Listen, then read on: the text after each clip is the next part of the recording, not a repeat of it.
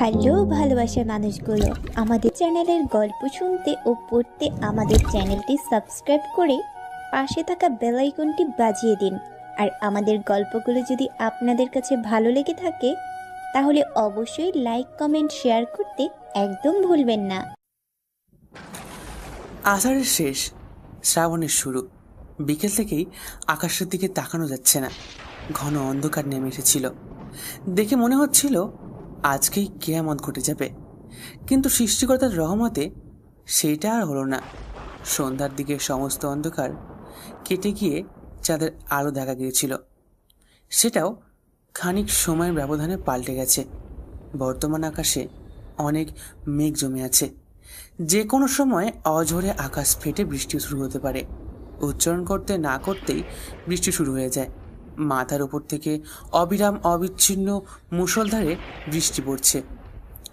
এখন আষাঢ় মাসের শেষ, শ্রাবণ মাসের শুরু। আকাশ কালো মেঘে ঢেকে থাকবে, সূর্যের দেখা মিলবে না। রাস্তাঘাট পানিতে বিদঘুটের অবস্থা হয়ে যাবে। ব্যস্ত মানুষজন ছাতা মাথায় দিয়ে কাজের উদ্দেশ্যে দৌড়াদৌড়ি করবে। গাছপালা, মাঠঘাট সবারই ভেতরে যেন একটা নতুন প্রাণের উল্লাস বয়ে যাচ্ছে। রাত তখন 3:25। গাজীপুর সিটি হসপিটালের 4 নম্বর ভবনের 2য় তলার বারান্দা দিয়ে একজন নার্স গুটি গুটি পায়ে ইঞ্জেকশনের সিরিঞ্জ হাতে 503 নম্বর রুমের দিকে হেঁটে যাচ্ছে। প্রতিদিনের ন্যায় আজকেও সে তার অবৈধ বয়ফ্রেন্ডের সাথে অশ্লীল কাজে লিপ্ত হয়েছে। সে ঠিকমতো হাঁটতেও পারছে না, তবুও কষ্ট করে 503 নম্বর রুমের উদ্দেশ্যে হাঁটছে। এই রুমে গত 2 বছর যাবৎ একজন রোগী পড়ে আছে, যার দেখাশোনা করার দায়িত্ব আছে তার কাঁধে পড়েছে। রোগীর নাম জানা নেই। একজন পুলিশ অফিসার তাকে আহত অবস্থায় এনে এখানে ভর্তি করেছেন। তখন তার শারীরিক অবস্থা একেবারে ধ্বংসপ্রাপ্ত ছিল। ডান বাহুতে গুলি লেগেছে, বাম পায়ের গোড়ালিতে গুলি লেগেছে এবং মেরুদণ্ডের ঠিক পাশে ধারালো ছুরির আঘাত। পেছন থেকে শক্ত রড জাতীয় কিছু একটা দিয়ে মারার কারণে সে কোমায় চলে যায়। আজ প্রায় 2 বছর হলো ছেলেটা কোমায়। কিন্তু অবাক করার বিষয় হচ্ছে, ওই পুলিশ অফিসারটি ছাড়া অন্য কেউ তাকে দেখতে বা তার খোঁজ নিতে আসেনি। নার্স প্রতিদিনকার ন্যায় আজকেও বাইরে থেকে রুমটা লক করে গিয়েছিল। কিন্তু বিস্ময়কর ব্যাপার হলো এটাই যে দরজা খোলা। নার্স বেডের ওপর তাকায়, কোমায় থাকা ছেলেটি নেই সেখানে। এটা দেখা মাত্রই নার্স 2 কদম পিছিয়ে যায়। সে ভয় পেয়ে বারান্দায় এসে জোরে চিৎকার দিয়ে বলে, কে কোথায় আছো? তাড়াতাড়ি 503-এ আসো। কোমায় থাকা ছেলেটাকে পাওয়া যাচ্ছে না। ডক্টর আজিজ স্যার, আপনিও তাড়াতাড়ি এসে দেখে যান। নার্সের ভয়কাতর চিৎকার শুনে হাসপাতালের অনেকগুলো ওয়ার্ড বয় এবং নার্স এসে হাজির হয়েছে। ডক্টর আজিজ নিজের অ্যাপ্রন ফেলেই দৌড়ে চলে আসে। এসেই যখন তিনি দেখতে পান যে বেডের উপর কেউ নেই, রুমের কোথাও রোগীর অবস্থান নেই, তখনই তার মনের ভেতরে ভয় সৃষ্টি হতে শুরু করেছে। উনি চিৎকার দিয়ে সবগুলো ওয়ার্ড বয়দের উদ্দেশ্যে বলে, এখানে দাঁড়িয়ে দাঁড়িয়ে কাহিনী দেখলে হবে নাকি তাকে খুঁজতে হবে? রুগী দূরে কোথাও যায়নি, আশপাশটা ভালো করে চেক করো, নিশ্চয় পেয়ে যাবে। দাঁড়িয়ে না থেকে যাও। ওয়ার্ড বয়গুলো দৌড়ে দৌড়ে চলে যায়। ডক্টর আজিজ মেঘলা নামের নার্সের সামনে এসে দাঁড়ায়। কড়া চোখে তাকিয়ে হাতের ঘড়ির দিকে সময়টা দেখে। নার্সের উদ্দেশ্যে জিজ্ঞাসা করে, রুগীকে কয়টার সময় ইঞ্জেকশন পুশ করার কথা ছিল আর তুমি কখন এসেছো? মেঘলা, তুমি কি আজকে তোমার বয়ফ্রেন্ডের সাথে ওসব অপকর্মে জড়িত ছিলে? মেঘলা মাথাটা নিচু করে নিশ্চুপ হয়ে দাঁড়িয়ে আছে। তার কণ্ঠনালী দিয়ে কোনো প্রকার জবাব বের হচ্ছে না। আজিজ সাহেব এইবার বেশ রেগে মেঘলাকে দেওয়ালের সাথে চেপে ধরে। মেঘলা জোরাজুরি করতেই আজিজ সাহেব নার্সের মুখের কাছে মুখ নিয়ে গিয়ে বলে, আজকে যদি রুগীটাকে না পাওয়া যায় তাহলে আমি আমার আগের রূপে ফিরে আসব। মনে রেখো কথাটা। আমাকে ছাড়ুন, ব্যথা পাচ্ছি আমি। তুই যখন তোর বয়ফ্রেন্ডের সাথে অপকর্মে লিপ্ত হয়েছিলি তখন কি ব্যথা পাসনি তুই? আমি কোনো প্রকার অপকর্মে লিপ্ত হইনি। তাহলে আমি কি ভুল দেখেছি? তুই আর জনি একসাথে ওর কেবিনে ঢুকেছিস, তারপর ভিতর থেকে আমার মুখ দিয়ে আসছে না, কাজের কথায় আয়। তুই শেষ কোন সময় রোগীর কাছে এসেছিলিস? 11টার দিকে সব কিছু গুছিয়ে আমি নিচে চলে আসি। তখন কি রুগী বেডের উপর আগের ন্যায় ছিল? হ্যাঁ, তবে আমি চলে আসার আগে তার ডান হাত হালকা করে রেসপন্স করছিল, কিন্তু ব্যাপারটা বুঝিনি, ভেবেছিলাম আমার চোখের ভুল। কত বড় ভুল করে চলে আসলে। তখন যদি বিষয়টা আমার সাথে শেয়ার করতে, তাহলে আজকে আর এমন ঘটনা ঘটতো না। আল্লাহ ভালো জানে পুলিশ অফিসার আকরাম সাহেব সকালে এসে কি বলে আমাদের। আজিজ সাহেব মেঘলাকে ছেড়ে নিজের কেবিনের দিকে হাঁটা ধরে। নিচতলা 443 নম্বর রুমটাই ওনার কেবিন। তিনি গিয়ে জানালার পাশে দাঁড়িয়ে একটা সিগারেট জ্বালান। বাইরে ঝিরঝির বৃষ্টি পড়ছে। ওনার মাথায় আসছে না কোমা থেকে বের হয়ে রোগী কোথায় চলে গেল, নাকি কেউ তাকে নিয়ে চলে গেছে। এমন রোগীকে কেনই বা কেউ কিডন্যাপ করবে বুঝে উঠতে পারছে না আজিজ সাহেব। তিনি মোবাইলটা একবার হাতে নিয়ে আর একবার টেবিলের ওপর রাখে। তিনি ভীষণ চিন্তায় মগ্ন। পুলিশ অফিসার আকরম সাহেব এমন একটা ঘটনা শুনে কি রিয়্যাক্ট করতে পারে বুঝতে পারছেন না তিনি। সিগারেটটাও আজকে টেনশন দূর করতে পারছে না। অবশেষে আজিজ সাহেব ডিসিশন নেয় আকরাম সাহেবকে বিষয়টা জানাবেন। মোবাইলটা হাতে নেন। উনি যখন নাম্বার ডায়াল করলো তখনই ভারী জুতোর খটখট শব্দ তুলে কেবিনে প্রবেশ করলো লোকটা। মোবাইল স্ক্রিনের ওপর থেকে দৃষ্টি সরিয়ে এক নজর দেখায় চিনে ফেললো আজিজ সাহেব। শারীরিক দিক দিয়ে অনেকটা লম্বা এবং বেশ স্বাস্থ্যবান, বয়স 40-এর কম হবে না। লোকটা এসে একটা চেয়ার টেনে বসে, মাথা থেকে ফেল্টের টুপিটা টেবিলের ওপর রাখে। আজিজ সাহেব লক্ষ্য করলো মোটামুটি বৃদ্ধ বয়সেও লোকটা নিজের ঘন চুলগুলো ধরে রেখেছে। সামনে বসা লোকটার হাতের ইশারায় আজিজ সাহেব নিজ চেয়ারে স্থির হয়ে বসে। লোকটা মুচকি হেসে .34 রিভলভারটা বের করে কাঁচের টেবিলের ওপর রাখে। পিস্তল দেখে আজিজ সাহেব ভয় পেয়ে যায়। লোকটা সিগারেট ঠোঁটে লাগায়, কিন্তু ভাগ্য খারাপ হলে যা হয়, লাইটার সঙ্গে নেই। তিনি উৎফুল্ল কণ্ঠে বলে ওঠেন, লাইটার হবে? আজিজ সাহেব অ্যাপ্রনের পকেট থেকে লাইটারটা বের করে। লোকটা তার ডান হাত এগিয়ে দিলেই আজিজ সাহেব নিজে উঠে গিয়ে লোকটার সিগারেটে আগুন জ্বালায়।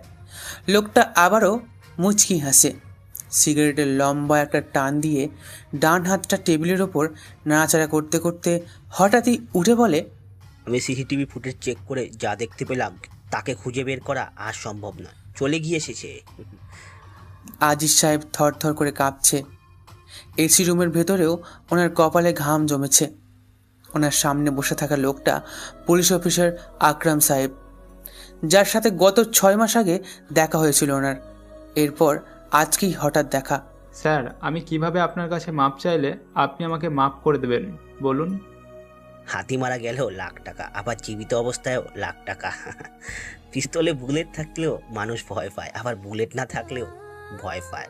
বুলেটটা বিষয় না, তুমি কিভাবে কোন স্টাইলে মানুষকে ভয় দেখাতে পারো সেটা হচ্ছে মূল বিষয়। স্যার, আপনার স্টাইল দেখে আমি সত্যিই ভয় পেয়ে গেছি। সাধারণ একজন রোগীর কারণে আমার প্রাণ নিয়ে খেলা করবেন না প্লিজ। আকরাম সাহেব টেবিলের ওপর জোরে বাড়ি মেরে ভারী কণ্ঠে বলে ওঠেন, তোমায় কে বলেছে রাফি একজন সাধারণ রোগী ছিল? তার মতো ভয়ঙ্করী ক্রিমিনাল এই এশিয়া মহাদেশে আর একটাও নেই। কখনো রিক্কি ভাইয়ের নাম শুনেছো? এই রাফি হচ্ছে সেই রিক্কি ভাই, যে কিনা এক সময়কার কেজিএফ শহরের বাদশা ছিল। তুমি তাকে সাধারণ রোগী বলে সম্বোধন করছো? সাহস দেখে তো আমি অবাক। আকরাম সাহেবের মুখ থেকে এমন কথা শুনে বিষম খায় আজিজ সাহেব। তার বুকের ডান পাশ কাঁপাকাঁপি করছে। উনি এতদিন যাবৎ যা চিকিৎসা করে আসছে সে কোনো সাধারণ রোগী নয়, বরং বাস্তবিক অর্থে রাক্ষসের রাজা রিক্কি ভাই নিজেই। আজিজ সাহেবের হাই প্রেশার বেড়ে গেছে। তিনি নিজের বুক চেপে ধরে রেখেছেন। ওই পাশ থেকে আকরাম সাহেব পানি ভর্তি গ্লাসটা এগিয়ে দেয় তার দিকে। এক ঢোক পানি গিলে শান্ত হন তিনি। ভারী নিঃশ্বাস ফেলার শব্দ আকরাম সাহেবকে ওই দিন রাতের ঘটনা মনে করিয়ে দিচ্ছে, যেদিন মৃত্যু তিনি অতি নিকট থেকে অনুভব করেছিলেন। আজিজ সাহেব টেবিলের ড্রয়ার থেকে নিজের সিগারেট প্যাকেট বের করে একটা সিগারেট জ্বালায়। আকরাম সাহেবের সিগারেটের তুলনায় তার সিগারেটের মূল্য একটু বেশি। এটা দেখে আকরাম সাহেব কিঞ্চিত রাগান্বিত হয়। সেটা তিনি মুখে না বলে অঙ্গবাক্য বোঝানোর চেষ্টা করেন। বাইরে থেকে দরজার ঠক ঠক আওয়াজ শুনে রুমের ভেতরে অবস্থান করা দুজন ব্যক্তি সেদিকে লক্ষ্য করে দেখতে পায় যে মেঘলা নামের মেয়েটি স্থির হয়ে দাঁড়িয়ে আছে। আজিজ সাহেব অনুমতি দিল তাকে ভেতরে প্রবেশ করার জন্য। মেঘলা হেঁটে এসে টেবিল হাতে কিছু দূরে দাঁড়িয়ে আছে, মাথাটা তার নিচু করা। আকরাম সাহেব লক্ষ্য করলো মেয়েটি কান্না করছে। হঠাৎ এইভাবে মেয়েটির কান্না ওনাকে বেশ ভাবাচ্ছে। এই মেয়ে কোনো কারণ ছাড়া এইভাবে কান্না করার উদ্দেশ্য কি? মেয়েটি অস্থির হয়ে যায়। সে এসে আকরাম সাহেবের শরীরের সাথে শরীর স্পর্শ করে দাঁড়ায়। মেয়েটার স্বভাব চরিত্র ভালো বলে মনে হচ্ছে না, তাই আকরাম সাহেব তার জায়গা নিয়ে বসেন। তবুও মেয়েটা শরীর ঘেঁষেছে। এইবার আজিজ সাহেব ধমকে সুরে বলেন, মেঘলা, এটা তোমার বয়ফ্রেন্ড নয় যে তুমি ওনার সাথে এমন আচরণ করবে। তিনি তোমার থেকে বয়স অনেক সিনিয়র, আশা করি বুঝতে পেরেছ। আর যেটা বলতে এসেছো সেটা বলে এখান থেকে বিদায় হও। মেয়েটা হালকা জায়গা নিয়ে দাঁড়িয়ে পড়ে। আকরাম সাহেবের দৃষ্টি বারবার মেয়েটার কোমরের দিকে যাচ্ছে। সে হাত দিয়ে কিছু একটা ইঙ্গিত করার চেষ্টা করছে। আজিজ সাহেব আবারও বলে, মেঘলা, কিছু বলার থাকলে বলতে পারো। স্যার, বলছিলাম যে আকরাম সাহেবের সাথে পার্সোনাল কিছু কথা বলার ছিল। আপনি যদি বাইরে যেতেন কষ্ট করে। আমার কেবিনে দাঁড়িয়ে তুমি আমাকেই বাইরে যেতে বলছো? সাহস থেকে কিন্তু আমি বারবার অবাক হয়ে যাচ্ছি। আকরাম স্যার, আপনি ওনাকে একটু বলুন না বাইরে যেতে। আপনি বললে আজিজ স্যার নিশ্চয়ই চলে যাবে। আজই যেখানেই থাকুক, যেটা বলার তুমি সামনাসামনি বলো। কিন্তু কিভাবে? স্যার যেটা বলেছে সেটাই হবে। তুমি সামনাসামনি বলো যা বলার। 503 নাম্বার রুমের রোগীকে এখনো পাওয়া যায়নি। যারা খুঁজতে গিয়েছে তারা নিরাশ হয়ে ফিরে এসেছে। আজিজ সাহেব কথাটা শোনা মাত্র ভয় পেয়ে বসে থেকে উঠে দাঁড়ায়। দু কদম এগিয়ে নার্সের গালে কষিয়ে দূরে চড় মারে।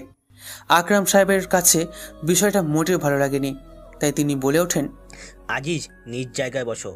আর যেটা হওয়া সেটা তো হয়েই গিয়েছে। মেয়েটা কান্নাকাটি শুরু করে দিয়ে আকরাম সাহেবের পা দুটো ধরে বসে বলে, স্যার প্লিজ আমার চাকরিটা বাতিল করবেন না। এখানে আমার কোনো হাত নেই। প্লিজ দয়া করুন আমায়। আমি আপনাদের সব কথা শুনবো, যা বলবেন তাই করব। প্লিজ চাকরিটা বাতিল করবেন না। নার্সের কান্না সহ্য হয় না আকরাম সাহেবের, তাই তিনি মেয়েটা দু বাহুতে ধরে উপরে ওঠায়। মেয়েটা আকরাম সাহেবের দিকে করুণ দৃষ্টিতে তাকাতেই আকরাম সাহেব মেয়েটার কানের কাছে যে নরম কণ্ঠে বলে ওঠে, চাকরির কিছু হবে না, তার জন্য একটা শর্ত রয়েছে। স্যার বলুন কি শর্ত? আমি রাজি আছি। শান্ত হও, এত অস্থির হওয়ার কিছুই নেই। ছোট শর্ত, আমাকে আর আজিজকে খুশি করার দায়িত্ব তোমার। শুধু আজকে রাতের জন্য। রাজি থাকলে হ্যাঁ, অথবা না। আকরাম সাহেবের অফার শুনে আজিজ বিস্মিত হয়। পুলিশ অফিসার হয়ে কেমন করে এমন করতে পারেন বুঝে উঠতে পারছে না আজিজ। মেয়েটা কোনো শঙ্কা ছাড়াই পেছনের দিকে হাঁটা ধরে। আকরাম সাহেব সেদিকে তাকিয়ে সিগারেটে লম্বা একটা টান দিল। আজিজের মনে হলো মেয়েটার শর্তে রাজি না হয়ে চলে যাবে, কিন্তু তার চিন্তাভাবনা সম্পূর্ণ পরিবর্তন করে মেয়েটা কেবিনের দরজা বন্ধ করে সামনের দিকে এগিয়ে আসছে। আকরাম সাহেবের ঠোঁটের কোণে হাসির রেখা ফুটে ওঠে। অবশেষে আকরাম সাহেবের হাতের ইশারায় মেঘলা নামের মেয়েটা নিজের সতীত্ব বিসর্জন দিতে প্রস্তুত হয়ে যায়। এক পর্যায়ে তারা অশ্লীল কর্মে লিপ্ত হয়ে যায়। রাতের প্রায় শেষ সময়, ভোরের আলো এখনো ফুটতে শুরু করেনি। একজন ভয়ঙ্কর আগন্তুক দৌড়াতে দৌড়াতে এসে গাজীপুরের প্রসিদ্ধ কবরস্থানের সামনে এসে থামে। মানুষ মারা যাওয়ার পর কেউ পুড়িয়ে ফেলে, আবার কেউ মাটি চাপা দিয়ে দেয়। রাতের অন্ধকারে কবরস্থানের নতুন একটা কবরের সামনে চিঠি হাতে দাঁড়িয়ে আছে কোনো এক আগন্তুক। উদ্দেশ্য তার কি জানা নেই, তবে আজকে অনেক পুরনো দিনের স্মৃতি তার মাথা চাড়া দিয়ে উঠেছে। মাথা থেকে লম্বা হুডওয়ালা টুপিটা নিচে ফেলে চিঠিটা চোখের সামনাসামনি রাখে। একটা জ্বলন্ত মোমবাতি বাম হাতে তার, আর ডান হাতে চিঠি। মোমবাতির তীব্র আলোয় অন্ধকারের কিছুটা কমেছে। সে মায়াবী কণ্ঠে পড়তে শুরু করে, দুনিয়ার সবাই বলে টাকা ছাড়া বেঁচে থাকাটা অসম্ভব, কিন্তু তারা এটা বলে না যে টাকা ছাড়া মরে যাওয়াটাও অসম্ভব। আমি জানি না তুমি তাদের কী অবস্থা করবে, যারা আমার পবিত্র দেহকে ভোগ করেছে। তুমি মারা যাওয়ার আগে এমন নামে ভূষিত হবে যে তোমার নাম নিতে গেলেও মানুষ 10 বার চিন্তা করবে। চিঠিতে আর কিছু লেখা নেই। আগন্তুক চিঠিটা মোমবাতির আগুনে পুড়িয়ে কবরস্থান হতে বেরিয়ে হাঁটা ধরে গন্তব্যহীন নিরন্তরে। আজকের সকালটা অন্য দিনের চেয়ে একেবারে আলাদা। কেমন যেন ফুটফুটে সুন্দর একটা সকাল। ঘুম ভাঙতেই আলভির চোখ পড়ল পাশে জড়সড় হয়ে শুয়ে থাকা জান্নাতের দিকে। গত বছরই রাফিক আজমের মেয়ে জান্নাতের সাথে ধুমধাম করে আলভির বিয়েটা সম্পূর্ণ হয়। ঘুমন্ত অবস্থায় মেয়েদের নাকি পরীর মতো লাগে, যেটা এতদিন আলভি বিশ্বাস করতো না। কিন্তু আজকে সুন্দর এই সকালে নিজ স্ত্রীর মনোমুগ্ধকর চেহারা দেখে ঠিকই বিশ্বাস করতে বাধ্য হয়েছে সে। আলভি বালিশের পাশ থেকে সিগারেটের প্যাকেটটা নিয়ে একটা সিগারেট জ্বালায়। বালিশের অন্য পাশ থেকে রিভলভারটা নিয়ে টেবিলের ওপর রেখে জানালা দিয়ে দূর আকাশের দিকে তাকায়। তার চোখের মাপ অনুযায়ী আকাশটা অনেক ছোট মনে হচ্ছে, কিন্তু এ আকাশ ছোট্ট না, বিশাল আকাশ। তবে যে কোনো বিশাল কিছুর সামনে দাঁড়ালে নিজেকেই সবসময় বড় বলে মনে হয়। আলভির প্রতিদিনকার অভ্যাস এটা। বাম হাতে সিগারেট, ডান হাতটা শর্ট প্যান্টের সামনের পকেটে থাকবে। নিয়মিত অভ্যাস চেঞ্জ হলো না। টেবিলের ওপর থাকা মোবাইল ফোনটা ঝিঝি শব্দে কেঁপে উঠল। আলভির দৃষ্টিভঙ্গ হয়। সে ফোনটা হাতে নিয়ে আকরাম সাহেবকে কল দিয়েছে। অতিরিক্ত বিরক্তিকর লোকটা যখন তখন কল দিবে, আর রিসিভ না করলে এক ঝুড়ি কথা শুনিয়ে দেয়। সিনিয়র অফিসার হওয়ার কারণে আকরাম সাহেবকে কিছু বলতে পারে না আলভি। মাঝে মধ্যে তো মনে হয় পিস্তলের বুলেট দিয়ে মাথাটা ঝাঁঝরা করে দিতে, কিন্তু ক্ষমতার অভাবে কিছুই করতে পারে না আলভি এলো বলতেই ওই পাশ থেকে কর্কশ কণ্ঠস্বর শোনা গেল। আকরাম সাহেব নিজের মতো করে আলভিকে কিছু কথা শুনিয়ে দিল, কিন্তু আলভি কিছুই শোনেনি। সে রাস্তা দিয়ে দৌড়াতে থাকা লোকটার দিকে তাকিয়েছিল। মাথার চুলগুলো ঘাড় অবধি ছড়িয়ে এসেছে। মুখে লম্বা লম্বা ঘন দাড়ির জন্য চেহারাটা অতটা স্পষ্টভাবে লক্ষ্য করা যাচ্ছে না। তবে তার হাঁটার ধরন দেখে আলভির কিছুটা সন্দেহ হয় এবং বলে, ও রকি ঠিক এমনভাবে হাঁটতো? এটা আবার রকি নয় তো? প্রশ্নটা মাথায় ঘুরপাক খাচ্ছে আলভির। ফোনের ওপাশ থেকে আকরাম সাহেবের চিৎকার শব্দ শুনে আলভি জবাব দেয়, স্যার, আজকে ওই 1706 নম্বর ফাইলের কেসটা আবার ওপেন করব। হঠাৎ এমন ডিসিশন নেওয়ার কারণ কি? স্যার, রকি মারা যায়নি এখনো। সকালবেলা কি আজে বাজে বলছো তুমি? সে এই শহরে অবস্থান করছে। আমাদের চোখ ফাঁকি দেওয়ার জন্য কখনো এক গলি থেকে অন্য গলিতে নিজেকে ছুটিয়ে চলেছে। তুমি কি তাকে দেখেছো? আমার বাসার নিচে দাঁড়িয়ে সিগারেট টানছে সে। তাহলে দ্রুত যে তাকে ধরে ফেলো। এত সহজ নয়। 2 বছর পর যেহেতু তার দেখা মিলেছে, সেহেতু তাকে আমি আমার মাইন্ড গেমের তাক লাগিয়ে দেব। পুলিশের চোখে ধুলো দিয়ে সে এতদিন নিজেকে মৃত্যু দাবি করেছে। মৃত্যু কাকে বলে সেটা এইবার আমি তাকে দেখাবো, তাও আবার অতি নিকট থেকে। রকি যদি সত্যি বেঁচে থাকে তাহলে কিন্তু এবার সে দুর্বলভাবে ফিরে আসেনি। নিশ্চয় ধারালো অস্ত্রের ন্যায় এসেছে। যা করবে দেখে শুনে। আলভি কল কেটে দিয়ে দ্রুত পায়ে তার হিস্ট্রি রুমে প্রবেশ করে, যেখানে ছোট থেকে বড় সকল মাফিয়া, গ্যাংস্টার, মনস্টার, ভিলেন, ক্রিমিনালদের নিয়ে লেখা ম্যাগাজিন আছে। কারো ফটো রয়েছে, আবার কারো ফটো নেই। সিরিয়াল কিলারের মতো প্রতিটা ছবির পেছনে রহস্যময় ওয়ার্ড সংখ্যা লেখা। রেড মার্কার দিয়ে সেফ জোন এবং বিপদ সংকেত আঁকা হয়েছে বিভিন্ন জায়গায়। বড় টেবিলের ওপরে কেসের ফাইল পড়ে আছে। আলভি গিয়ে 2 বছর আগের 1706 নাম্বার ফাইলটা বের করে টেবিলের ফাঁকা অংশে রাখে। অনেক পরিমাণে ধুলো ময়লা জমা আছে। ফাইলটা পরিষ্কার করে প্রথম পেজেই দেখা গেল রকির মৃতদেহের ফটোটা। এটা কি আসলেই রকির ফটো, নাকি পুলিশ অফিসার আফজাল 2 বছর আগের সেই সকালে মিথ্যে সংবাদ নিয়ে এসেছিল? জানা নেই। রকি শহর থেকে হারিয়ে যাওয়ার 1 মাস যেতে না যেতেই আফজালও হারিয়ে যায় শহর থেকে।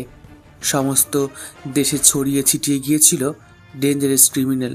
রকি ভাই মারা গিয়েছে, যাদের চোখে রকি ভালো ছিল তারা রকির জন্য চোখ ভিজিয়েছে, আর যারা রকিকে খারাপ নজরে দেখত তারা উল্লাস করেছিল। সময় নষ্ট না করে ফাইল নিয়ে বেরিয়ে যায় আলভি। দূরের যাত্রা, ঢাকা টু নরসিংদী। সেখানে ভালো মানের নাম করা একজন আর্টিস্ট রয়েছে, যাকে চেহারার বর্ণনা দিলে সে সম্পূর্ণ মানুষটাকেই আর্ট পেপারে এঁকে দেয়। আলভির মস্তিষ্কে একটা আইডিয়া এলো। রকি বর্তমানে দেখতে কেমন হয়েছে সেটা পরিচয় গোপন রেখে যে কোনো প্রফেশন দিয়ে মানুষের নজরে নতুন রকিকে খারাপ তৈরি করতে হবে। এইটা মূলত আলভির বর্তমান প্ল্যান। সে এখনও নিশ্চিত হয়ে ওঠেনি রাস্তা দিয়ে দৌড়ে যাওয়া লোকটাই যে আসল রকি কিনা। রাজ নামের একটা ছেলে নির্জন রাস্তা দিয়ে দৌড়চ্ছে, মূলত জীবন বাঁচানোর জন্যই সে দৌড়চ্ছে।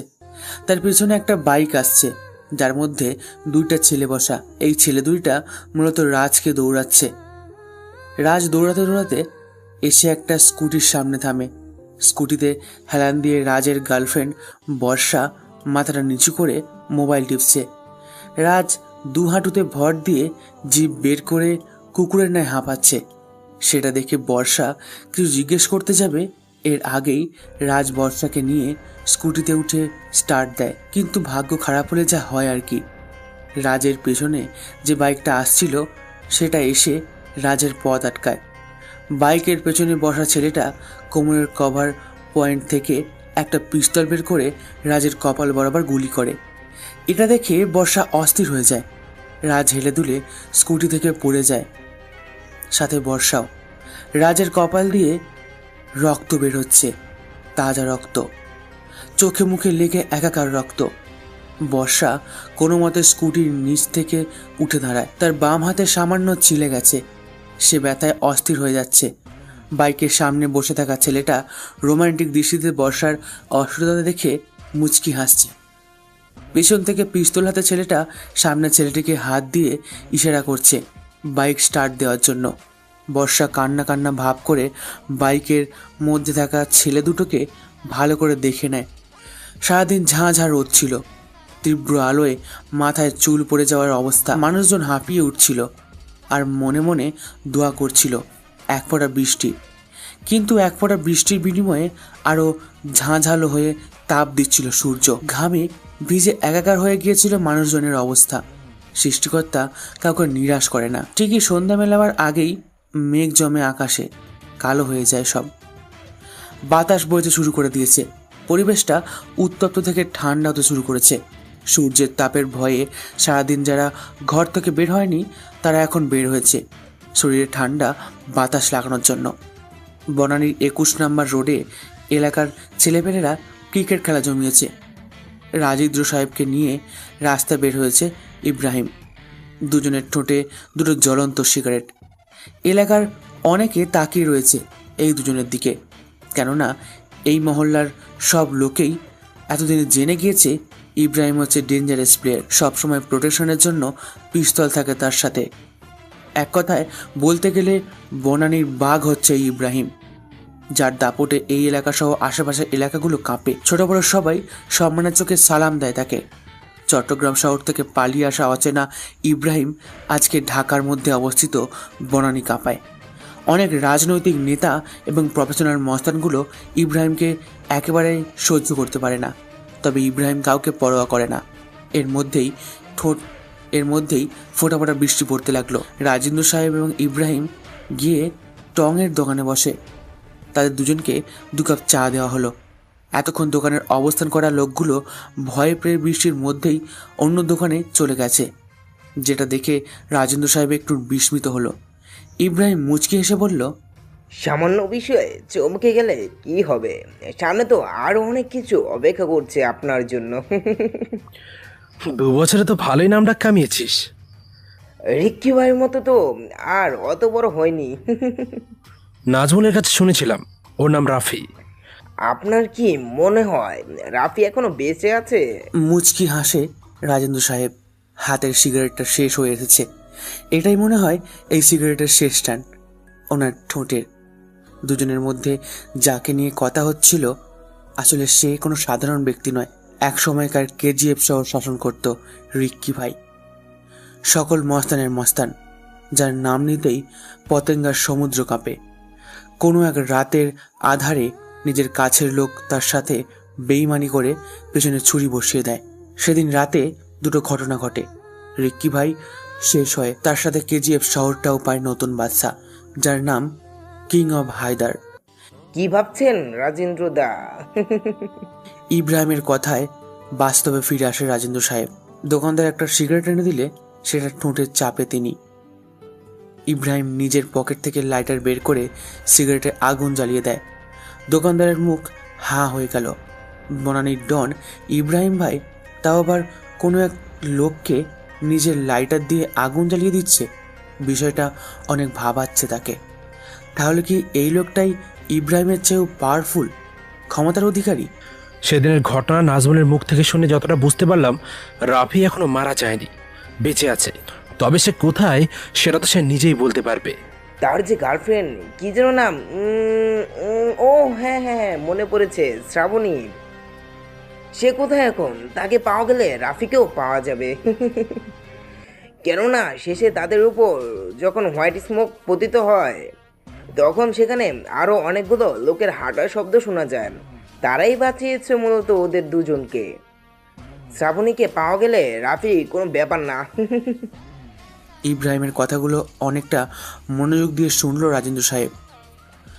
মন্দ বলেনি ইব্রাহিম, হতেও পারে শ্রাবণীকে পাওয়া গেলে রাফির সন্ধান এমনিতেই পাওয়া যাবে। কিন্তু সত্যি কি এটা সম্ভব? রাফি যেমন ভয়ঙ্কর একজন শাসক, ঠিক তেমনই যে রহস্যময় একজন মাইন্ড গেমার, তাকে কি এত সহজে খুঁজে পাওয়া যাবে? বাইরে চলেন, বৃষ্টি থেমে গেছে, বাকি কথা রাস্তায় যেতে যেতে হবে। ইব্রাহিমের অফার মন্দ হয়নি। বাইরে তাকায় রাজেন্দ্র সাহেব। বৃষ্টি থেমে গেছে, তবুও ঝিরঝিরি কয়েক ফোঁটা পড়ছে। এতে কোনো বড় সমস্যা হবে না। দোকান থেকে বেরিয়ে যায় দুজন। দোকানদার সেটা লক্ষ্য করে নিজের ফোনটা বের করে একজন আগন্তুকে কল দিয়ে বিষয়টা বলে। আগন্তুক শুধু হাসে, সেই হাসিতে মিশে আছে লাখো মানুষের রক্তের গন্ধ। আচ্ছা ইব্রাহিম, তোমার ওই পাগল হাতি এখন কোথায়? নাজমুলের কথা বলছেন? সে তো এখন দিশেহারা হয়ে গিয়েছে। ডায়মন্ড সিটিতে রাজত্ব করার খুব শখ ছিল তার, কিন্তু আফসোস, হায়দার সবাইকে ব্যবহার করে পরবর্তীতে নিজের চাকর বানিয়ে ফেলে। তার মানে সে এখন ওখানে যেখানে রাক্ষসের দুনিয়া? শুধু সে নয়, রফিক, আজম, নীলয় সকলে রয়েছে সেখানে। তবে হায়দার ব্যতীত কেউ ডায়মন্ড হাত দিতে পারে না। তাহলে রাফির সাথে বেইমানি করে লাভ হলো কি? সেটা তো জানি না। এখনো বাদ দিয়ে আপনার কথা বলেন, বিজনেস কেমন চলছে? বর্তমান বাজারের যে অবস্থা, ডায়মন্ডের চাহিদা একেবারে কমে গিয়েছে। কেজিএফ যখন রাফির হাতে ছিল তখন তো ডায়মন্ডের চাহিদা বিশাল পরিমাণে ছিল, কিন্তু এখন তেমন প্রভাব পড়ছে না। বলতে না বলতেই বৃষ্টির ফোঁটা ঘন হয়ে পড়তে থাকে। ইব্রাহিমের সঙ্গে সঙ্গে ছাতা মেললেন। রাজেন্দ্র সাহেবকে জিজ্ঞেস করল, ছাতা পেলে কোথায়? বাসা থেকে বের হওয়ার সময় তো তোমার সঙ্গে ছাতা ছিল না? দোকানদারের কাছ থেকে নিয়েছি।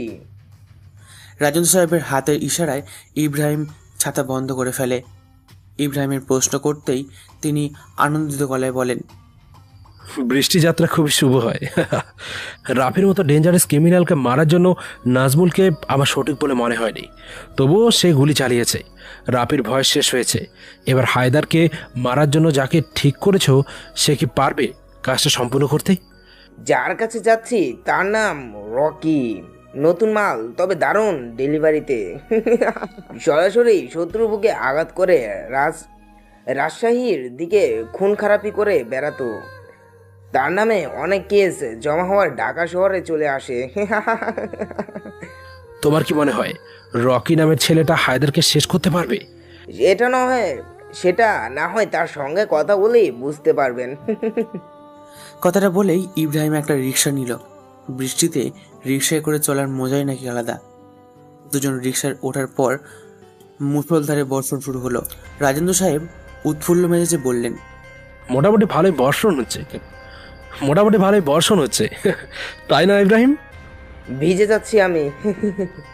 আমার সিগারেট শেষ হয়ে গেছে, তোমার কাছে একটা হবে? এই বৃষ্টিতে সিগারেট টানার মজাটাই আলাদা। আমি এটা মিস করতে চাই না।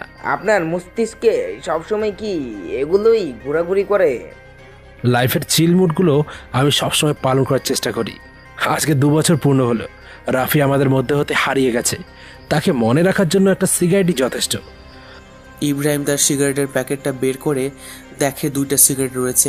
সে একটা রাজেন্দ্র সাহেবকে দিয়ে নিজেও জ্বালায়। আসলেই কি বৃষ্টির সাথে সিগারেটের কোনো স্বাদ পাওয়া যায়? তাদের রিক্সা চলতে শুরু করে পরিচিত রাস্তায় অপরিচিত আগন্তুকের উদ্দেশ্যে। বিকেল 4:40 বাংলাদেশের সবচেয়ে বড় টিভি রিপোর্টার জয়ন্তিকা দাসের সামনে বসে আছে পৃথিবীর শ্রেষ্ঠ কাহিনী উপস্থাপক কামাল চক্রবর্তী। সকাল 10টা থেকে শুরু করে 2টা পর্যন্ত, সময় 4 ঘন্টা হয়েছে। কামাল সাহেব KGF চ্যাপ্টার 1 মানে master mind gamer is back এর বাস্তব কাহিনী তুলে ধরছেন। 2 ঘন্টার রেস্ট নিয়ে আবারও তিনি বসেছেন চ্যাপ্টার 2 শেষ করার জন্য। কেননা গল্পের রকি এবং শ্রাবণীর শেষে কী হয়েছিল সেটা জানার জন্য জনগণ অপেক্ষা করে আছে। সত্যি কি তারা দুজনে বেঁচে আছে নাকি তারা মারা গেছে সেটা বলার জন্যই মূলত বসে আছেন কামাল চক্রবর্তী। তিনি চায়ের কাপে চুমুক দিলে ওই পাশ থেকে শোনা গেল, ডায়মন্ড সিটি মানে তো বুঝলাম, কিন্তু রানী মারা যাওয়ার পর সেখানকার বাচ্চার কি হয়েছিল? রানীর সঙ্গ না পেয়ে সেখানকার বাচ্চা হারিয়ে গিয়েছিল কোনো এক নিঃসঙ্গ শহরে। এখনো ফেরেনি সে? চুপ করে অবস্থান করছে সেই শহরে। রানী ছাড়া ফিরবে না সে, এটাই তার মূল বক্তব্য। তার মানে আপনি বোঝাতে চাচ্ছেন যে ওই কালো রাতের আধারে শ্রাবণী মারা গিয়েছে?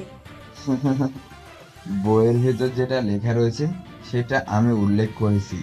শ্রাবণী মারা গিয়েছে কিনা সেটা তো এখনো লেখা নেই, তবে আমার মনে হয় রকি এবং শ্রাবণী এখনো বেঁচে আছে। তাহলে ওরা দুজন এখন কোথায়? সেই কাহিনীটা জানতে চাই সবাই। রক্তের সাথে মিশে আছে এই কাহিনী। শুনতে কষ্ট হবে, সামনে যেতে চাইলে আবারও পিছনে আসতে হবে। সেখানে মানুষের রক্তের চেয়ে পশুর রক্তের মূল্য অনেক বেশি। জয়ন্তিকা দাসের চোখ ছোট হয়ে এসেছে। কামাল সাহেবের কথার মধ্যে ভীষণ পরিমাণে রহস্য লুকিয়ে আছে। ওনার কথা শুনে যে কোনো মানুষ মনে কৌতূহল জাগবে, এটাই স্বাভাবিক, কেননা তিনি তেমনভাবেই কাহিনীগুলো উপস্থাপন করেন। এইবার কামাল সাহেব চ্যাপ্টার 2 এর 3য় পৃষ্ঠা থেকে উপস্থাপন করতে শুরু করেন। কামাল সাহেব বলতে শুরু করলেন, এমন এক কাহিনী যেটা এই পৃথিবীর মানুষ আগে কখনো শুনেনি।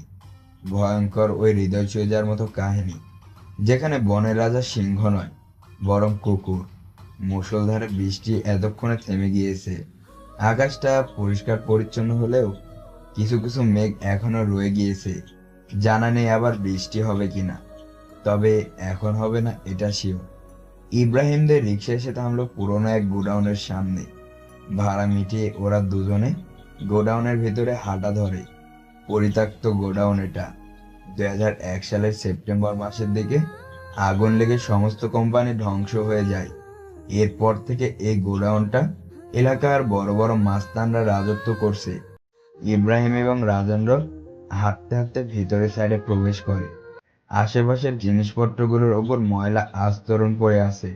পোড়া পোড়া গন্ধ বেশি আসছে এখনো পর্যন্ত। রাজেন্দ্র সাহেব পকেট থেকে একটা রুমাল বের করে নাক চেপে ধরল, কেননা ঝাঁঝালো একটা গন্ধ এসে তার নাক স্পর্শ করছে। ইব্রাহিম স্বাভাবিকভাবেই হাঁটছে।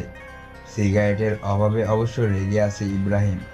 বৃষ্টির মধ্যে রিকশায় থাকা অবস্থায় রাজেন্দ্র সাহেব সব সিগারেট একাই শেষ করে ফেলেছে। ওনার চেহারায় রাগের লালাভাব ফুটে উঠেছে, তবে রাগ প্রকাশ করতে পারছেন না। রাজেন্দ্র সাহেব সেটা দেখে মজা নিচ্ছে।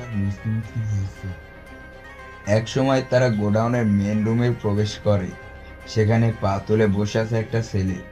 ভয়ঙ্কর সেই চেহারা, যেটা দেখে সাধারণ মানুষ ভয় পেয়ে যাবে। মুখ ভর্তি ঘন কালো দাড়ি, চুলগুলো স্ট্রেট করা, ঘাড় অব্দি চলে এসেছে। ঠোঁটের কোণ দিয়ে জ্বলন্ত সিগারেট। ডান হাতে রক্ত বিধ্বংসী এক M79। তার সামনে হাঁটু গেড়ে বসে আছে দুজন রক্তাক্ত যুবক। তাদের হাত দুটো পিছনে শক্ত রশি দিয়ে বাঁধা। ইব্রাহিম যে চেয়ার টেনে বসে, রাজেন্দ্র সাহেব সরু চোখে তাকিয়ে আছে ভয়ঙ্কর সেই ছেলেটার দিকে। ছেলেটা তার হাতে থাকা M79 বন্দুকটি রিলোড করে নেয়। ডান পাশে হাত গেড়ে বসে থাকা যুবকের বুকের দিকে মাঝখান বরাবর বন্দুকের নল তাক করে রেখেছে। যুবকটি জীবন ভিক্ষার জন্য কান্নাকাটি করছে, তবে সেটা বেশিক্ষণ স্থায়ী হলো না। মুহূর্তের মধ্যে ছেলেটা তার স্টিকার আস্তে করে চাপ দেয়। যুবকের বুক ভেদ করে বন্দুকের বুলেটের গুলি বের হয়ে পেছনের দেয়ালে যে পতিত হয়। কয়েকটা ফোঁটা রক্ত ছিটকে এসেছে তার মুখে। সে লাথি মেরে নিচে ফেলে দেয় তাকে। বাম পাশের ছেলেটা এটা দেখে নিজের প্যান্ট ভিজিয়ে ফেলেছে। বন্দুকটা টেবিলের উপর রেখে ভয়ঙ্কর সেই ছেলেটা স্টাইলিশ চশমার ফাঁক দিয়ে ইব্রাহিম এবং রাজেন্দ্র সাহেবকে দেখে নেয়। মাথার রুমালটা দিয়ে হাত এবং মুখমণ্ডলে লেগে থাকা রক্ত পরিষ্কার করতে করতে সে বলে ওঠে, বড় মাফিয়া হওয়ার চেয়ে কুলির পাতি মাস্তান হওয়া অতি উত্তম। কেননা বড় বড় মাফিয়ারা যখন কঠিন কাজ করতে না পারে তখন তারা পাতি মাস্তানগুলোকেই স্মরণ করে। কথাটা বলে সে আরেকবার তার বন্দুক চালায়। তবে এবার বন্দুকের গুলি কারো মাথায় লাগেনি, আবার বন্দুকের বুলেটও নষ্ট হয়নি।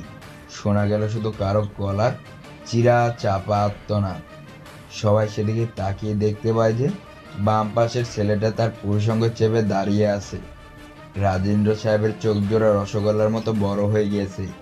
একটা মানুষ কতটা ভয়ঙ্কর হলে সে অন্যজনের পুরুষঙ্গে গুলি করতে পারে। বন্দুক চালানোর সময় তার হাত একটুও কাঁপেনি। ইব্রাহিমের হালকা ধাক্কায় রাজেন্দ্র সাহেব নিজেকে ঠিক করে আবারও সরু চোখে তাকায়, কারণ তিনি শুনতে পান ভয়ঙ্কর ছেলেটা ভয়ঙ্কর মুখের বাণী। শোন মাসুদ, তোকে একবারে না মেরে এখনই ছেড়ে দিচ্ছি। কেন জানিস? যাতে করে শহরের মানুষ তোকে দেখে মনে রাখে এই রকির জিনিসে যে হাত দেয় সে তার এই অবস্থাই করে। এই লেডি পুলিশ অফিসারের দিকে যে চোখ তুলে তাকাবে আমি তার এমন অবস্থাই করব। ছেলেটার নাম রকি। নতুন শহরে এসেছে নতুন পরিচয়ে, তবে বেশি দিন হয়নি। হাতের নিশানা ভালো ছিল তাই টিকে গিয়েছে মাস্তানি জগতে। তার নিজস্ব লোক আছে 2 জন। এই 2 জনকে নিয়ে তার গ্যাং তৈরি হয়েছে। শহরের বুকে বর্তমানে রকি নাম মানে হাঙ্গামা। ছোট থেকে বড় সবাই তাকে শ্রদ্ধা করে। অবশ্য তার একটা মোক্ষম কারণ রয়েছে, সেটা হলো রাজনৈতিক নেতাদের সাথে তার ওঠা বসা। যখন পিস্তল চালিয়ে দেয় সে, তবে কিভাবে যেন পুলিশ কেস থেকে বেঁচে যায়। বাঁচবে না বা কেন, রাজনীতি করে যে সে। তারপর মিস্টার ইব্রাহিম, দিনকাল কেমন চলছে? রকির কথায় মুচকি হেসে জবাব দিল ইব্রাহিম। আমার দিনকাল তো সবসময় ভালো চলেন। তোমার হালচাল কেমন? সামনাসামনি তো দেখতেই পাচ্ছেন। ভাবছি এবারে ঢাকা বিশ্ববিদ্যালয়ে ভিপি নির্বাচন করব। এর চেয়ে বড় অফার রয়েছে, চাইলেই গ্রহণ করতে পারো। আপনাদের কাছে দেওয়ার মতো কিছু থাকলে এখানে আসতেন না? অবশ্যই আমাকে ডাকতেন নিজের আড্ডায়। রকির এমন চক্ষুষ কথা শুনে রাজেন্দ্র সাহেব খুশি হন। তিনি কেসে গলাটা ঠিক করে নেয়। রুমের মধ্যে বর্তমানে 3 জন অবস্থান করছে। পরিবেশটা সিগারেটের গন্ধে মমা করছে। কিছুক্ষণ আগে খুন হওয়া যুবকের রক্তে গন্ধে বমি চলে আসছে মতো অবস্থা হয়েছে। ইব্রাহিমের পাশে বসা নতুন ব্যক্তিকে দেখে রকি মনোযোগ দিয়ে পর্যবেক্ষণ করলো। রাজেন্দ্র সাহেবের চোখে কিসের এক বিষাদ। ওনার খোঁচা খোঁচা দাড়ি, ভরা গালে মশা, ঠোঁটের শক্ত স্পর্শ। রাজেন্দ্র সাহেব মশা তাড়িয়ে টেবিলের উপর থেকে একটা সিগারেট জ্বালায়। তোমাকে অফারটা ইব্রাহিম নয়, আমি করেছি। অপরিচিত আগন্তুকের অফারে আমি রাজি হব কেন? বিশ্বাস করো তো ইব্রাহিমকে। আমি সৃষ্টিকতা ব্যতীত অন্য কাউকে বিশ্বাস করি না। বিশ্বাস না করলে তো বড় কিছু হতে পারবে না। ছোট মরছে কিন্তু ঝাল বেশি। আর আমি মনে করি যার নাম কামানো সেটা আমি কামিয়ে ফেলেছি। নয়তো আপনাদের মতো লোকেরা আমার আড্ডায় আসতো না। আড্ডা কারো বাপের হয় না, নিজের আড্ডা নিজেকে বানিয়ে নিতে হয়। রকি তার বাবাকে সেই ছোট্টবেলায় হারিয়েছে। কারো মুখে বাবা ডাকটা শুনে তার হৃদয় আঁচড় লাগে। রাজেন্দ্র সাহেবের মুখে এখন বাবা শব্দটি শুনে তার মনে পড়ে যায় ওই রাতের কথা। চোখ জোড়া বন্ধ করলেই ভেসে ওঠে কালো রাতের আধারে পিছনে হাতে ছুরি এবং সামনে থেকে পিস্তল চালানোর দৃশ্য। রকি তার হাত দুটো আঙ্গুলগুলো ফুটিয়ে কোমরে গোজা পিস্তলটা বের করে টেবিলের ওপর নাড়াচাড়া করতে করতে বলে, কাকে টকপাতে হবে সেটা বলে কেটে বলুন, আর ছবি থাকলে ছবি দিয়ে যাবেন। তোমার পারিশ্রমিক কেমন? আপনার পাশের জন মানে ইব্রাহিম ভাইকে জিজ্ঞাসা করেন, তিনি ভালো বলতে পারেন। রাজেন্দ্র সাহেব ইব্রাহিমের দিকে তাকাতেই ইব্রাহিম রকিকে উদ্দেশ্য করে বলে ওঠে, রকি, কাজটা কিন্তু অনেক কঠিন। এই রকির কাছে কোনো কাজ কঠিন নয়, আপনি বলুন, আমি আমার মস্তিষ্কে ঢুকিয়ে রাখছি। কেজিএফ শহরে বর্তমানে বাচ্চা হায়দারকে শেষ করতে হবে, বিনিময়ে তুমি যা চাইবে তাই পাবে। রকি উচ্চস্বরে হেসে ওঠে, যেটা শুনে ইব্রাহিম এবং রাজেন্দ্র একজন আরেকজনের দিকে তাকিয়ে চোখাচোখি করলো। রকির মাথায় কোনো প্রকার টেনশন নেই, এটা তার অঙ্গভঙ্গিতে বোঝা যাচ্ছে। সে তার হাতে থাকা জ্বলন্ত সিগারেটটা ফেলে দেয়, যেটা সে কিছুক্ষণ আগে জ্বালিয়েছে। দুইটা টানও দেয়নি এখনো পর্যন্ত। রকি হাসি থামায়, টেবিলের ওপর ভর দিয়ে রাজেন্দ্র সাহেবের দিকে সামান্য ঝুঁকে উঠে বলে, কাজটা আমার জন্য কোনো ব্যাপার না, তবে রিস্ক আছে অনেক। আমি করে দেবো, কোনো সমস্যা নেই। তাহলে তো বেশ হয়েই গেল। এবার বলো, কি চাও তুমি? পাশ থেকে ইব্রাহিম হাসি উজ্জ্বল কণ্ঠে শুনে রকি সেদিকে তাকায়। এমন একটা কথা বলে যেটা শুনে নিমেষে দুজনের চেহারায় অন্ধকার নেমে আসে। কারণ রকি এই কাজের বিনিময়ে চেয়েছে কেজিএফ শহর থেকে বেরিয়ে আসা 20% ডায়মন্ডের শেয়ার, যেটা দিলে নারাজ রাজেন্দ্র সাহেব। উনি বসা থেকে উঠে দাঁড়ায়, সাথে সাথে ইব্রাহিমও রকির কোমরে বাঁকা করে দাঁড়িয়ে আছে। তার চোখ মুখে এখন টাকার নেশা বিদ্যমান। ভয় পেয়ে গেলেন নাকি মিস্টার রাজেন্দ্র? আমি ভয় পাই না, মানুষকে ভয় দেখাই। তাহলে ডায়মন্ডের শেয়ার আরো 10% বাড়িয়ে মোট 30% করে আমাকে ভয় দেখান? সেরকম কোনো ইচ্ছে আমার নেই।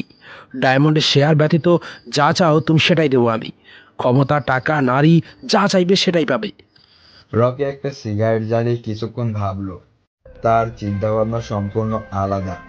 অনেক সময় মানুষ তাকে ব্রেন হ্যাকার বলে সম্বোধন করে, কারণ তো একটাই, রকি মাস্টার মাইন্ড গেমার। সে রাজেন্দ্র সাহেবের কথায় সায় দিয়ে বলে, ক্ষমতা, টাকা, নারী, এই তিনটাই চাই আমার।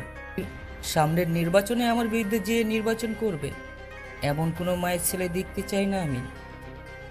রাজেন্দ্র সাহেব পকেট থেকে একটা অর্ধ ভেজা চেকবুক বের করে, সেখানে কিছু টাকার পরিমাণ লিখে সাইন করে সেটা রকির দিকে এগিয়ে দেয়। রকি সরু চোখে তাকিয়ে চেকটা দেখে, 50 লক্ষ টাকা। টাকার পরিমাণ লেখা রয়েছে। রকি খুশি হয়ে হ্যান্ডশেক করার জন্য রাজেন্দ্র সাহেবের দিকে ডান হাতটা বাড়িয়ে দিল। রাজেন্দ্র সাহেব অ্যাটিটিউড দেখিয়ে হাত দুটো প্যান্টের পকেটে ঢুকে স্থির হয়ে দাঁড়িয়ে বলে, এখানে তোমাকে 50 লক্ষ টাকা দেওয়া হয়েছে।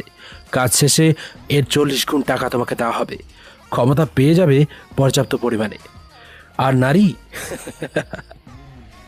প্রতি রাতে নতুন আগন্তুক সাজে সজ্জিত হয়ে একজন করে আসবে তোমার বিছানা গরম করতে।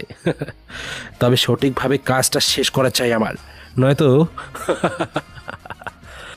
আপনি নাকি তেল লাগিয়ে ঘুমিয়ে পড়ুন, বাকি চিন্তা আমার।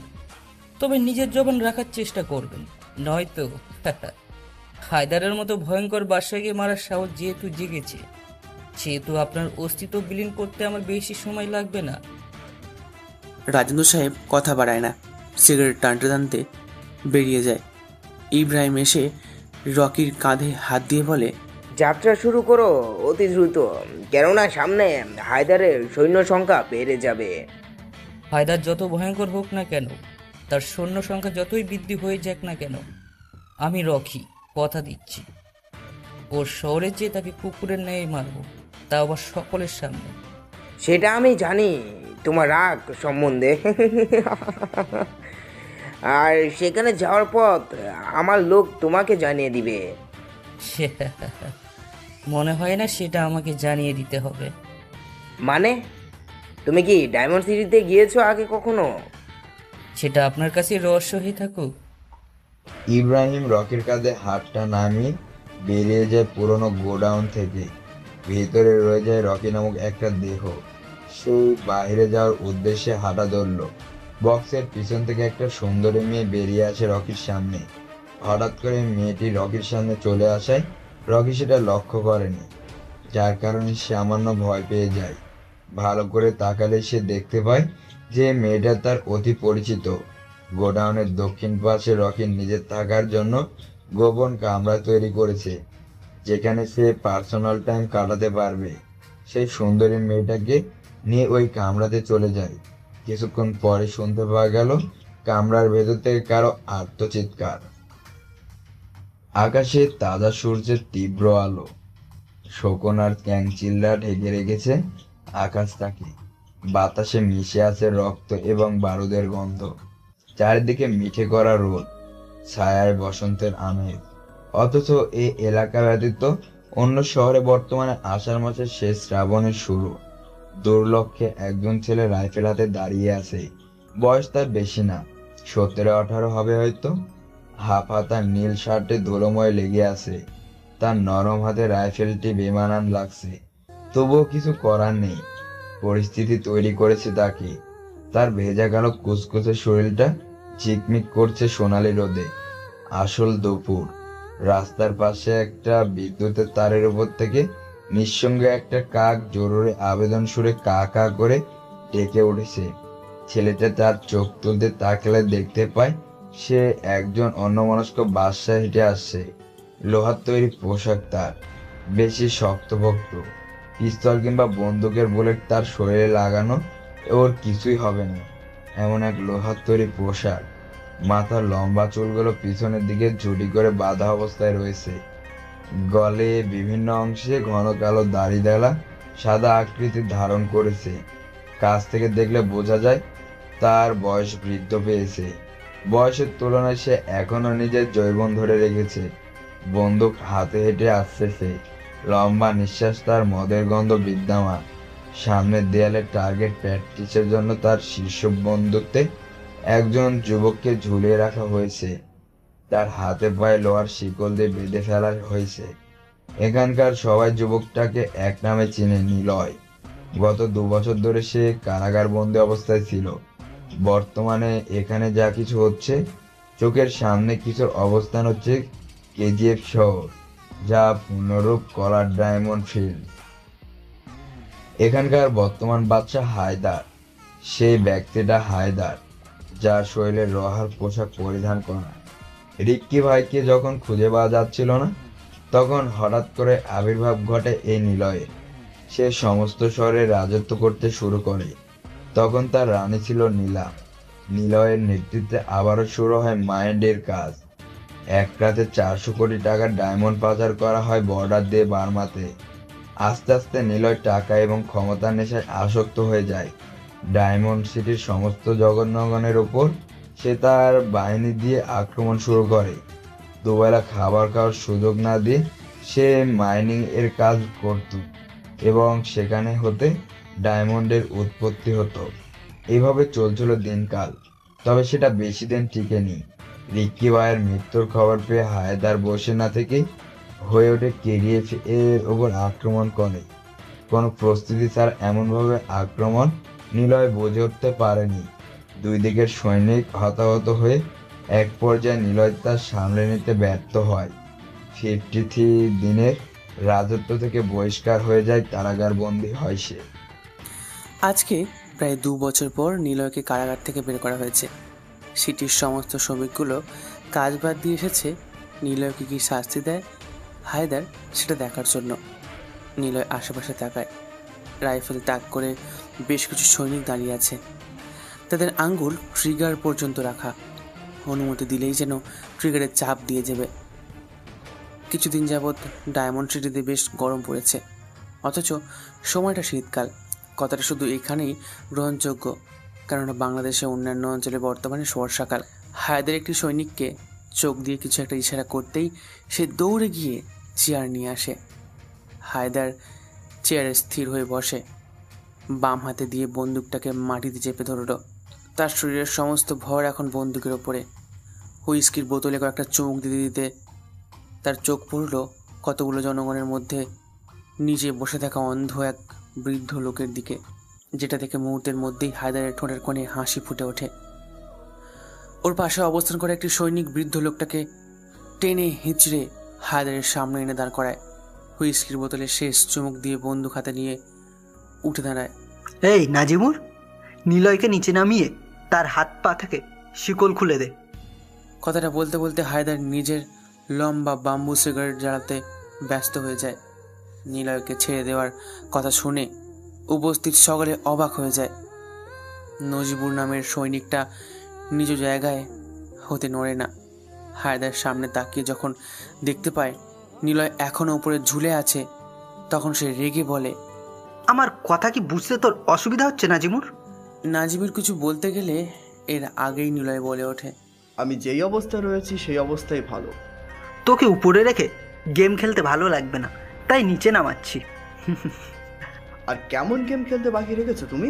আমি তো এখনো আমার খেলা শুরু করিনি। নিলয় কিছু না বলে চুপ করে আছে। নাজিবুর নিলয়কে নিচে নামিয়ে তলোয়ারের এক আঘাতে শরীর থেকে শিকল খুলে দেয়। নিলয়ের এখন কেমন যেন হালকা হালকা মনে হচ্ছে। তার যদি পাখির ন্যায় ডানা থাকতো তাহলে কতটাই না ভালো হতো। বাধাহীন আকাশে নিশ্চুপ হয়ে ঘুরে বেড়াতো সে। ওই সকল চিন্তা বাদ দিয়ে হায়দারের দিকে তাকায়। হায়দার তার নিজের বন্দুকটি ওই অন্ধ লোকটার হাতে দিয়ে নিলয়ের দিকে তাক করায়। নিলয় ভয় পেয়ে নড়াচড়া করতে গেলেই দুইটা সৈনিক মিলে তাকে ঠিক জায়গায় দাঁড় করিয়ে দেয়। সবাই বন্দুক নামিয়ে ফেল, আর একটা বন্দুক নিলয়ের হাতে দে। তার বন্দুকের বুলেটের কোনো অভাব যেন না হয়। হায়দারের মুখ থেকে এমন একটা কথা শুনবে সত্যি অবাক করেছে নিলয়কে। আশেপাশের সকল জনগণের চোখে ছানামারা হয়ে গেছে। নিলয় হাত বাড়ালে একজন সৈনিক তার নিজের হাত কাঁধ থেকে রাইফেলটা খুলে নিলয়ের হাতে দেয়। প্রায় 2 বছর পর হাতে বন্দুক পেয়ে তৃপ্তির মুচকি হাসি দিয়ে নিলয় বন্দুকের বুলেট চেক করে নেয়। জোড়ায় জোড়ায় 6টা বুলেট লোড করা। বুলেট চেক করে লাভ নেই। তুমি যে কত বড় ক্রিমিনাল সেটা আমার জানা আছে।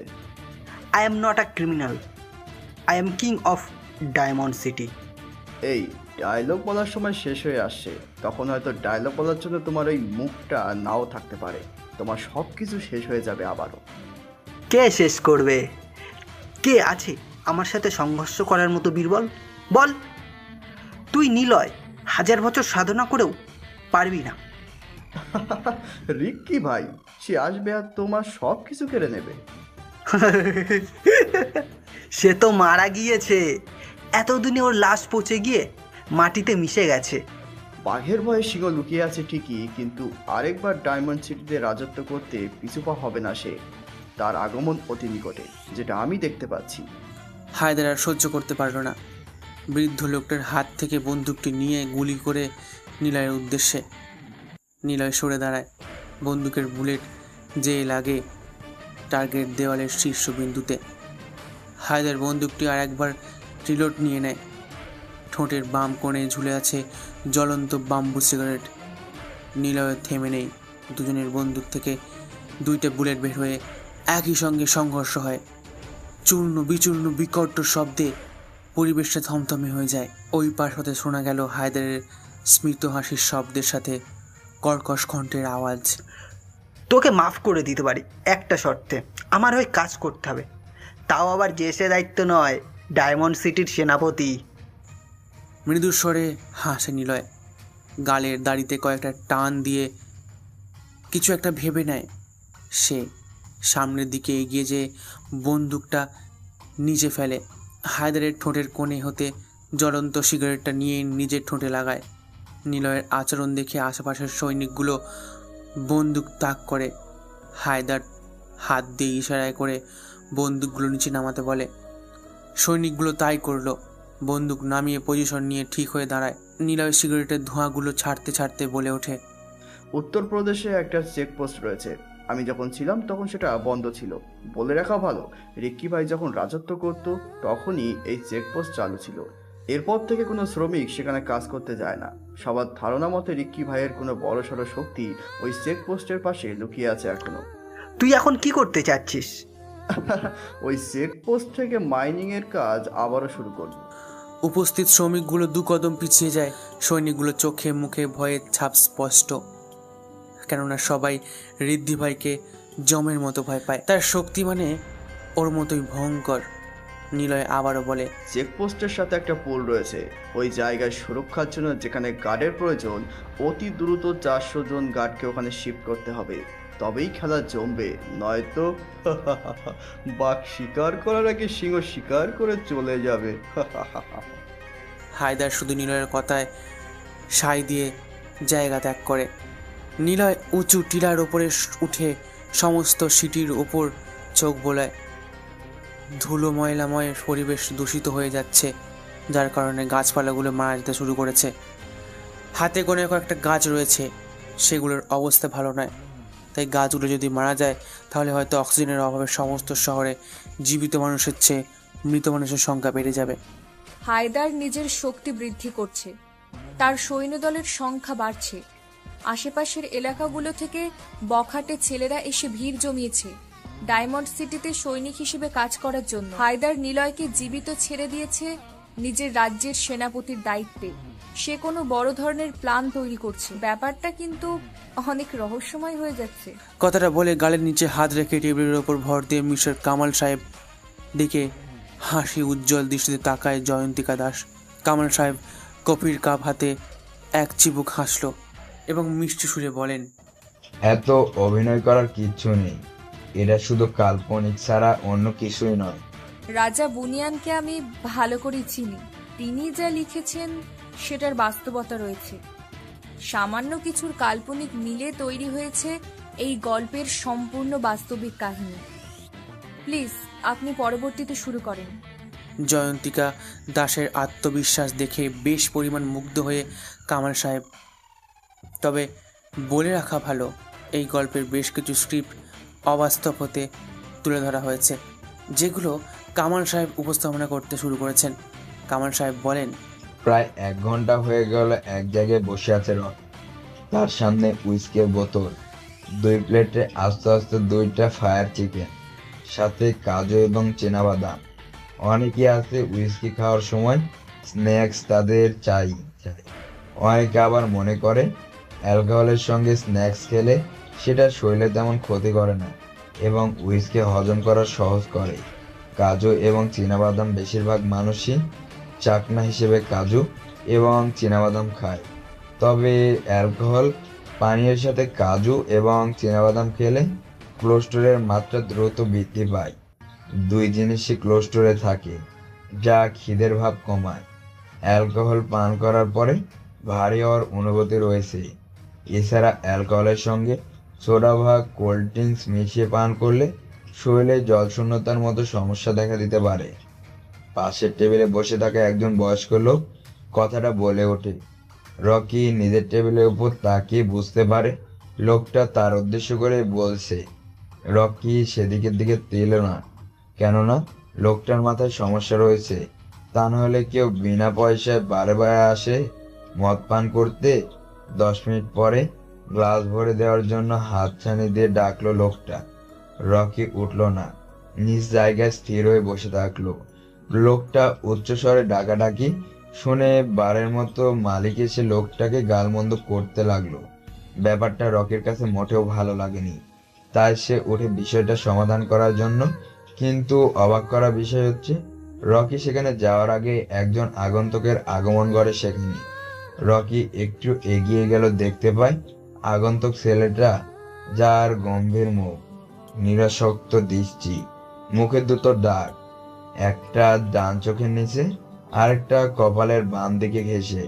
সারা মুখে 1 ইঞ্চি লম্বা কুচকুচে কালো দাড়ি, নারকেলের লম্বা, গায়ের রং রৌদ্রে পুড়ে তামাতের মতো।